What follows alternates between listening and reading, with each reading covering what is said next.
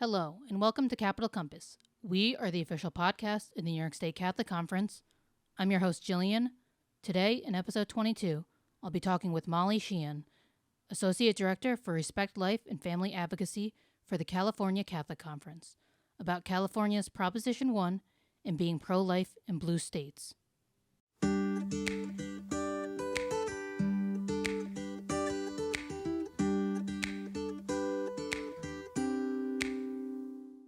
Each October, the Catholic Church in the United States celebrates Respect Life Month. During this month, we're asked to reflect more deeply on the dignity of every human life. When we use the term of respect life, we don't just mean the beginning of life, but all aspects of life, from conception until natural death. To find resources on respecting life, you can visit our website, nyscatholic.org, or check out the list of links provided in the show notes. There, we have an abundance of resources on topics ranging from abortion, public policy and Catholic teaching resources, to Catholic end of life, and everything in between. You can also contact your local Catholic Charities offices for more information. We'll be right back after a brief message.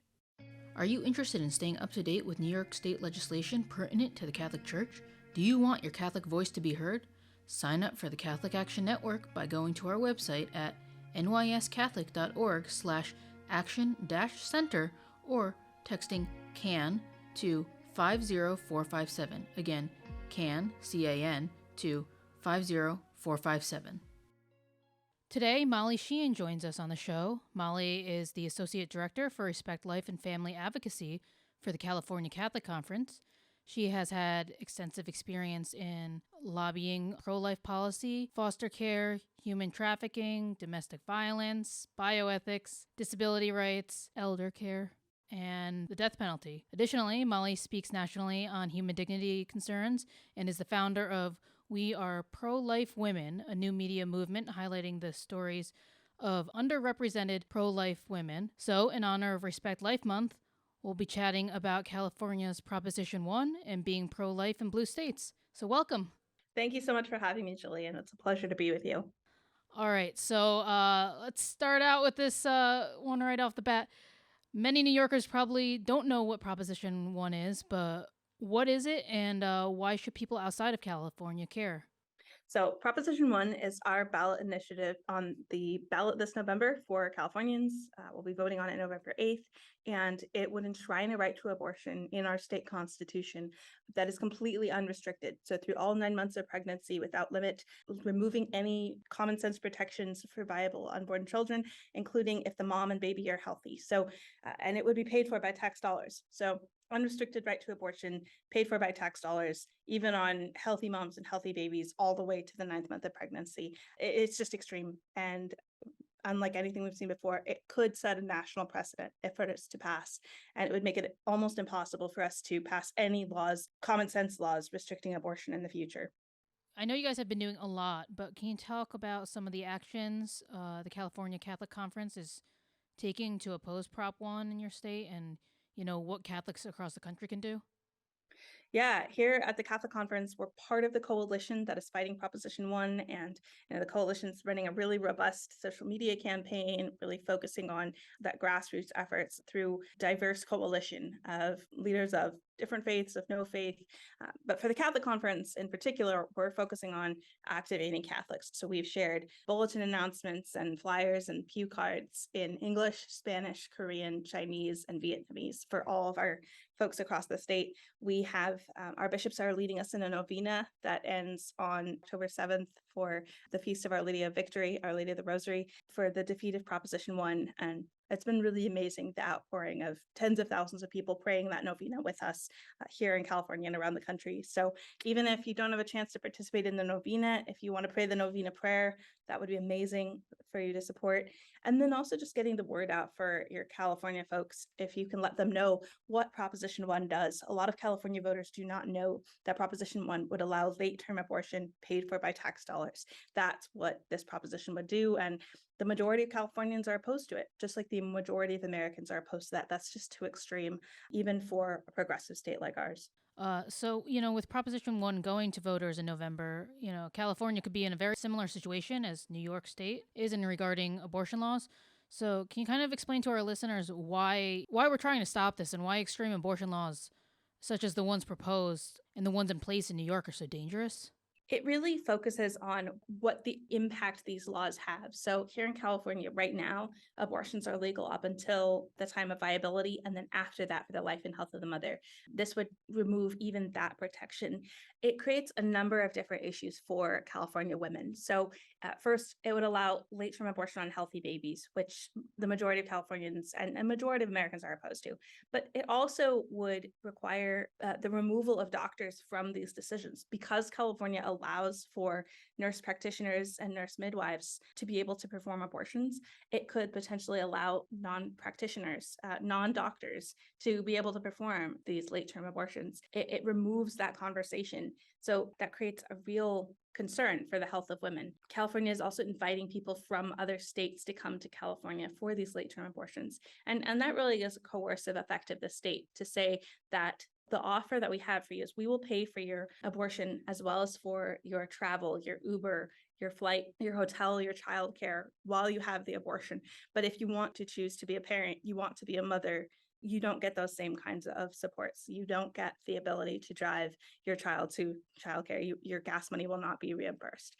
So really, you're on your own.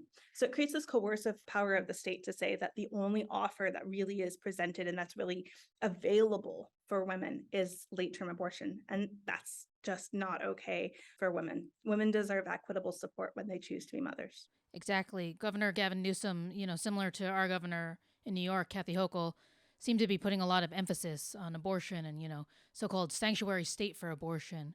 How does it play, with the California citizens, you think, or, has there been pushback? A lot of Californians, when we've done focus groups and things, have said, this is what we should be doing. We want women to be able to have support for abortion. But the reality is that Californians also don't want to pay for it when they realize this is coming out of my paycheck. This is my money that I would be using for gas, for meals, especially for those most vulnerable Californians, the ones that are just trying to pay the rent, just put food on the table for their kids. That money that should be in their pocket is going to pay for someone else's abortion and for their childcare and their doula support and their meals and their gas money when they have that abortion. That's not fair. That's not equitable, and it's not okay. California has spent $200 million on abortion expansion just this year. That's on top of what we already spend to pay for abortions through Medicaid and other means. So it's really a coercive power of the state.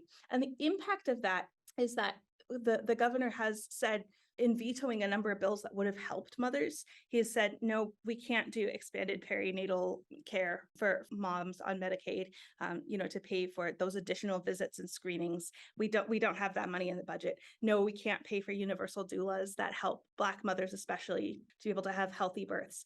No, we don't have that money in the budget, but we do have money to pay for your doula if you have an abortion.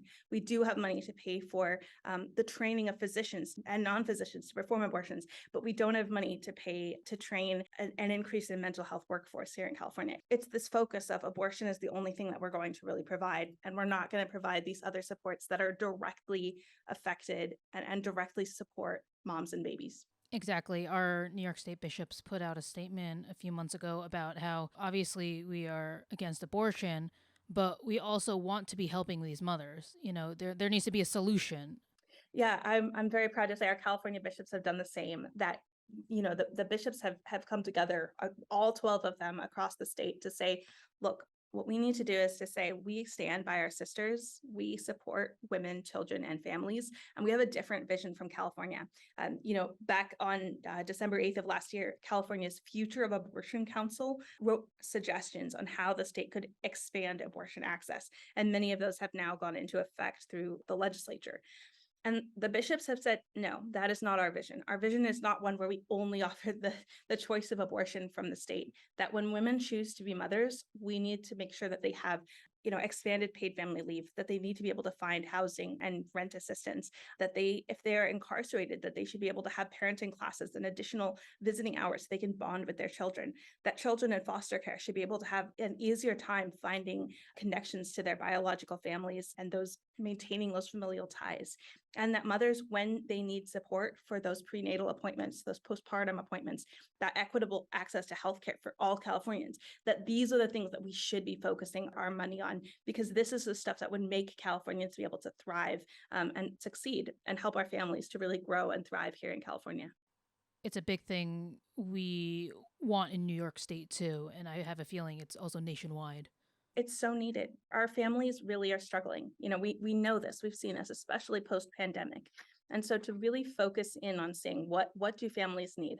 The majority of the time, the answer is housing and childcare. And so being able to address those things, as well as equitable access to healthcare that is able to help you to be able to thrive. Families need that. That's crucial. So instead of focusing so heavily on promoting abortion and really not giving families that choice, when you push one choice as the only option, you really remove the option of choice for families. And so that creates no choice at all. So the goal really should be making it so that our families can thrive in our states through our, good schools, good healthcare, good resources that families actually do need, a good childcare system, paid family leave, all of those things that help families. Exactly. And, us talking about this is no coincidence. Of course, October is Respect Life Month. When we talk about the church and respect life, we talk about the entire continuum of life. It's not just about the beginning of life, which I feel is sometimes, mixed up in the secular narrative. So, can you tell me a little bit about the issues the California Catholic Conference is involved in that fall under that broad aspect of respect life?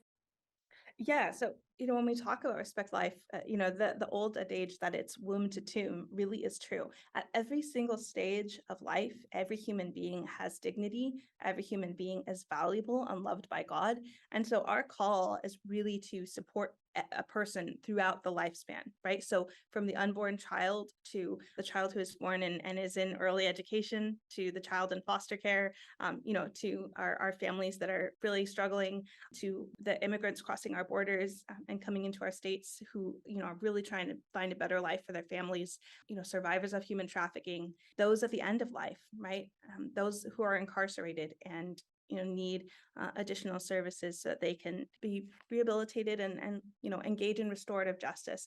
All of these things are things that the California bishops support. Care for creation, making sure that we really are respecting the environment and making sure that our society is one fit for human habitation, one that is able to be a space where people can grow and live and the real power of place. So these are from womb to tomb. This is what the California bishops advocate for. And I'll just say, for my portfolio this year, in addition to opposing a lot of this abortion expansion, our goal has been to say, what are we for?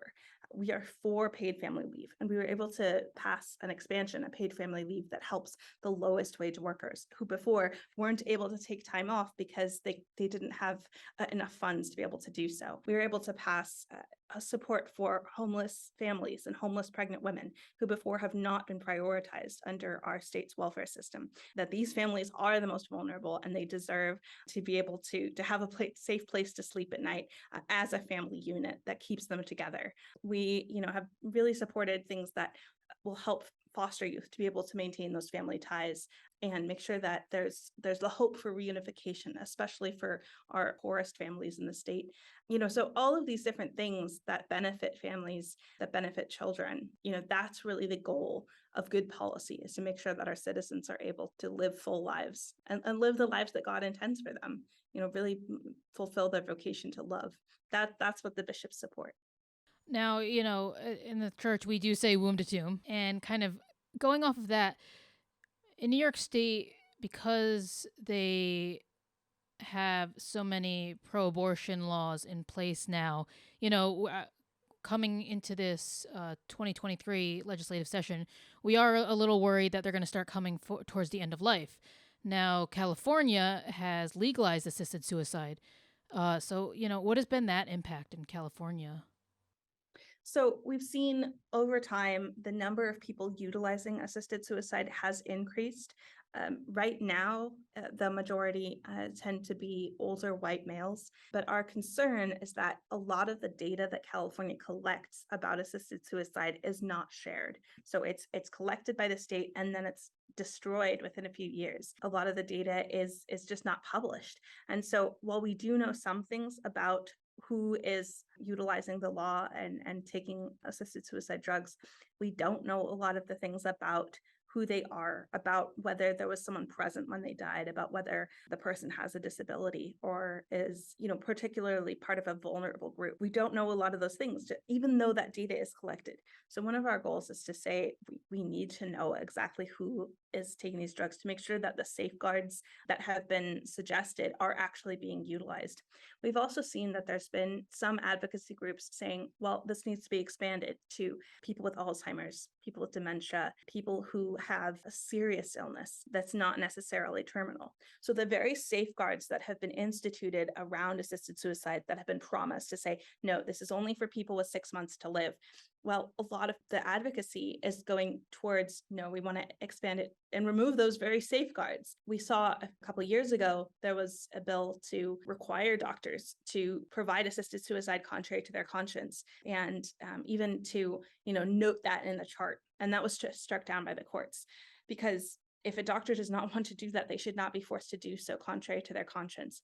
So we're seeing this slow creep of assisted suicide, saying, well, it's only for people that are at the 6 months to live. And now we're seeing it slowly expanded. And ultimately, we've even seen people with anorexia using the law from California. There was an article this year about a young woman who had been struggling with this dreadful disease of anorexia for such a long time.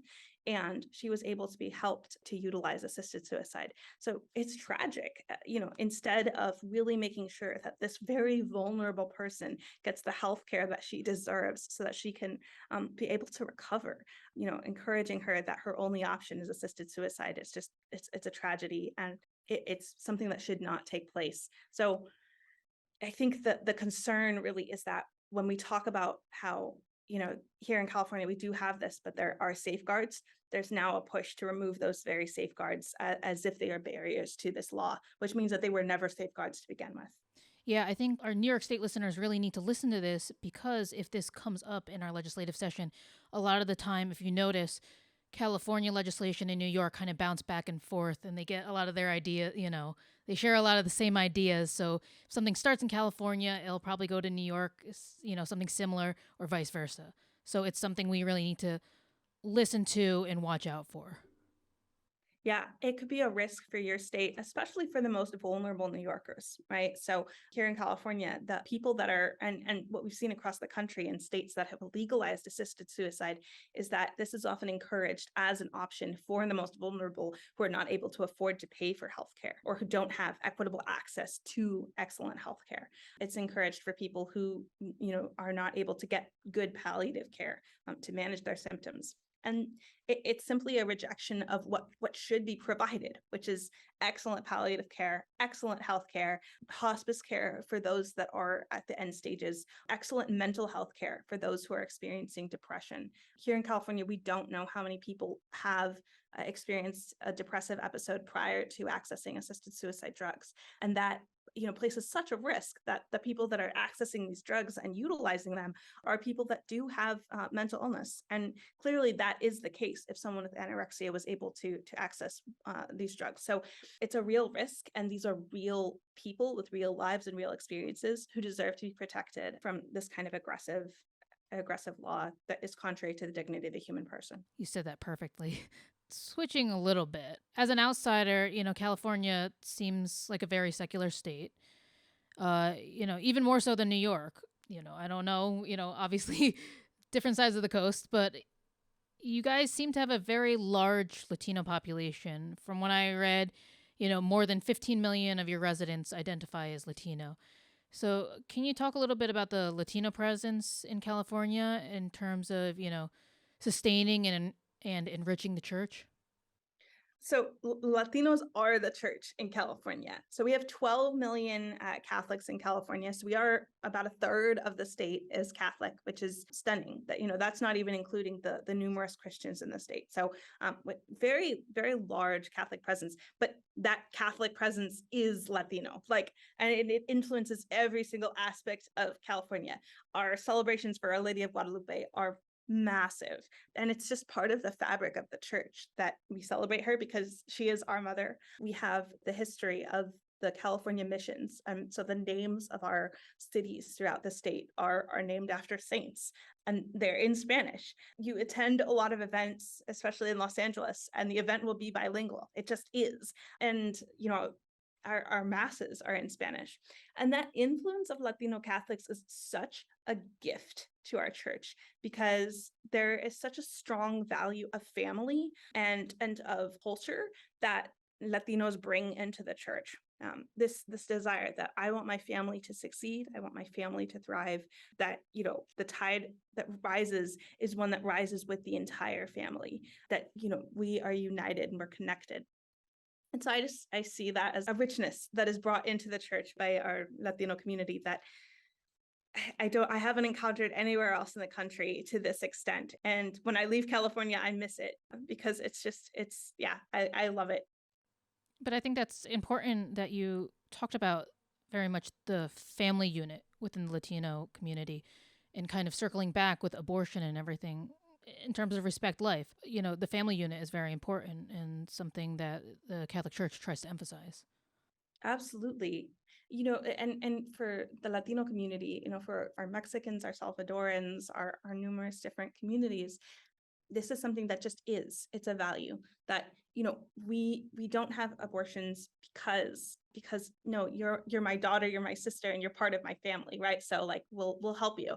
When we've talked about recruiting more foster parents here in California, what we found is when you talk to many of the Latinos, many have not been invited to be foster parents before. But when you offer this, when you say, hey, are you interested in being a foster parent? So many our Latino families out-responded our English speakers 7-1 because they said, look, yeah, of course, there's a kid who wants a home and needs a home, and I have a home, I have a family. Of course, I want to welcome this child into my home. It just becomes something that is so beautiful and responsive of I belong to a family, we all belong to a family, and everyone deserves to know the love of a family. And it's something that everyone should experience. And our Latino families know that best of all.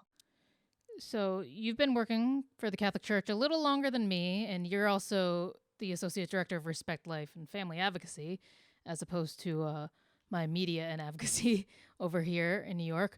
And before this, you also worked for the Maryland Catholic Conference. I've even noticed this in just being more on the media side, that there tends to be a lot of hostility towards, pro-life people in blue states, especially, I know I mentioned to people I work for the Catholic Church, and you kind of sometimes get this eye roll. How do you deal with spreading the pro-life message against all these obstacles, I suppose, from people? And, what would you suggest to general pro-life people who face this hostility for their views? There's a few things that I've found to be helpful. I mean, the first is our bishops, when they launched our new campaign to support women, children, and families, they called it "We Were Born Ready." And it just says, this is who we are. This is who we've been as Catholics for our entire history. We serve the poor. We care for the most vulnerable. We feed the hungry, give drink to the thirsty, clothe the naked, visit the sick and imprisoned. That's who we are, and that's what we do. And that's what we've done as Catholics for generations. We built the first hospitals, started the first universities. So that's in our DNA. And when I get to talk about that and say, hey, I'm here from the California Catholic Conference, the church is the largest provider of private nonprofit social services for education, for healthcare throughout California, throughout the US, and throughout the world, that just elevates it. You're saying, this is who I represent. So something to remember is you have the entire history of the church and the entire support of the Catholic community behind you, that this is in our DNA as we care for all people. So I love to remember that and just bring that to the table. Another thing that I notice is, you can't be afraid. The whole reason we call it We Were Born Ready, part of that is, really a clarion call. And it makes me think of Joan of Arc's statement when, she was leading the armies of France. She stated, I am not afraid. I was born to do this. And so that's how each of us have a baptismal call to respond, to serve the most vulnerable. And that includes the unborn, that includes people at the very end of their life, that these are people that need someone to stand up for them. So that's what we get to do. And then I think the other thing that we get to talk about is why we're opposed to these things. That I represent a church. I am very religious, right? This matters to me. But there is deep reasoning behind the reasons that we are opposed to abortion, to assisted suicide, to any attacks on the dignity of the human person. When I talk about abortion, I talk about how this is reproductive coercion, when we're pushing abortion without providing these equitable resources for mothers, and that is something that can cross party lines. When we talk about assisted suicide, when we talk about it as something that is pushed by insurance companies on people who are the most vulnerable, the most economically downtrodden, the people that are most at risk. And so really trying to distill this into language that people can understand, and the language that is current and is being used, saying, look, like, you care about the poor, you care about the vulnerable, you care about immigrants and about families. We do too. And here's why. And here's why these issues are immigration issues. They are issues of poverty. Like, these things cross all of these lines.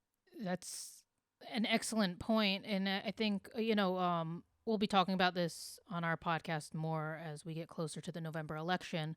But one of the big things is we don't endorse any party. My mom likes to use this phrase, she's a Catholic voter. And I think that puts it perfectly, that we need to remind people that we are nonpartisan. Absolutely. We don't belong to a party. Our top thing, as your mom says it, she's a Catholic voter. The top thing is for us to be Catholics first. And what we bring to the table is encouraging each party, all across the political spectrum, to be more Catholic, to care more about human beings, to care about religious liberty, to care about creation, that these things matter. And that's what we get to bring to the conversation, is the values that our faith gives us, that inspires us to act. For our listeners, we are both in the same age group. I believe both of us are in our 20s. And, talking about that, it can sometimes be difficult to go against the grain. A lot of young females in our age group very much support abortion on demand. How has that experience been for you? Yeah, I definitely lost a lot of friendships over time, just because I've been very outspoken about this for a long time. And it's hard, I'll admit that.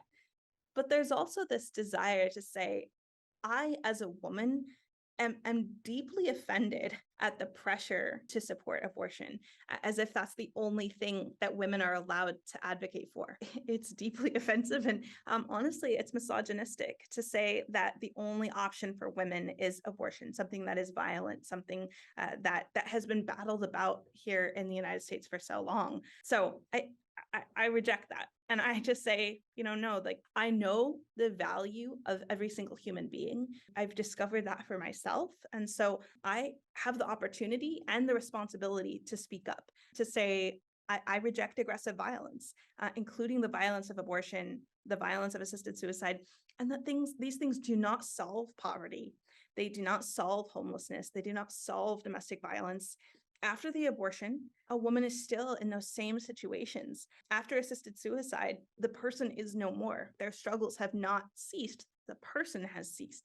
So I reject these violent notions and instead want to see a world and build a world that is better and that values social justice. And that's something that our generation values deeply, is social justice. And inviting people our age, I think, using the language of social justice and saying, yeah, you care about human beings, then this is why you should work with us to be able to advance a more just society, because we all care deeply about these very issues. Exactly. I've been in very similar situations. And at the end of the day, what Respect Life Month represents is the human dignity of life. Life is important. Life is important. we reject racism because that's contrary to human dignity. We reject, solitary confinement and the death penalty because it's contrary to human dignity. We reject unjust immigration practices and policies that leave people in desperate situations because that's contrary to human dignity. And so in the same breath, we also reject things that are contrary to human dignity at the very beginning and very end of life. It's a consistent view and one that places the human person at the center, that places the family at the center and says, this is how families thrive. So we reject these violent views, and then we say, look, here's what we want. We want families to be okay. That's all I'm asking for. Like, I want people to be able to thrive in their communities. I want families to be able to stick together, and everybody should be able to get behind those very values. And I think that is a perfect place to end for people who know others in California who might be listening to our New York podcast in California. To learn more about Proposition 1 and the work of the California Catholic Conference, you can go to www.cacatholic.org. And thank you so much for being on the show. Thank you so much for having me, Gillian. Thanks for listening to the Capital Compass podcast. And thank you so much to Molly for coming on the show. Don't forget, you can find Respect Life resources through our website, nyscatholic.org. We've also provided some links in our show notes. We hope you enjoyed this episode. We'll be coming out with a new episode every other week. If you'd like to support the podcast, please share it with others, post about it on social media, or leave a rating and a review. Don't forget to subscribe wherever you get your podcasts.